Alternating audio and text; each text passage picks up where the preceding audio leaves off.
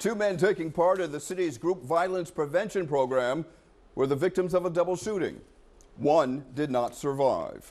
And now city leaders say this tragedy highlights the importance of the program that aims to help those who are most at risk before it's too late. It is Friday night. Shari is off. Christian Leto is joining us. And the big story in Action News is the new details on the victims of yesterday's double shooting in Southwest Philadelphia. That's right. Investigators say the victims were shot as they were returning from lunch. They were found after driving several blocks from the scene of that shooting. Action News reporter Caroline Goggin has been following the investigation. She's live outside of police headquarters with the details tonight. Caroline. Well, Rick and Christy, Philadelphia police tell us tonight they are still actively investigating the shooting. We're told the two men who were shot yesterday afternoon, they were working with the city program to try to get help. They were working to turn their lives around. Philadelphia officials are reacting after a shooting in Southwest Philadelphia yesterday afternoon. The city's managing director says the victims were participants in their violence intervention program. Police say the two men were shot multiple times as they returned to work after lunch.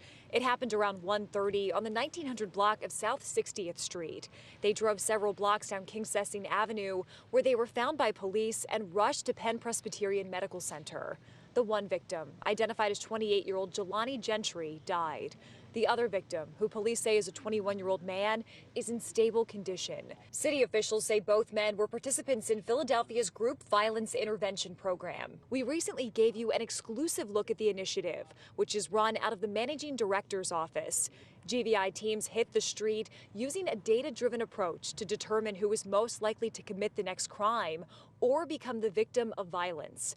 The managing director says the program has engaged 276 people between August of 2020 and May of 2022, offering people help with employment, housing relocation, and free therapy. We are told the two victims of yesterday's shooting had accepted that help and were working to turn their lives around. The managing director saying in a statement that this tragedy underscores the importance of this program, since it serves people in specific parts of the city who are identified as those who are most at risk. They say this is the first time a program participant has been shot and killed.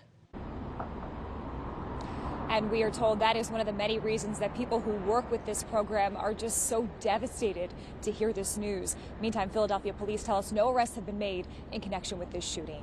We are live outside of Philadelphia police headquarters. I'm Caroline Goggin, Channel 6 Action News. Rick. All right, Caroline, thank you.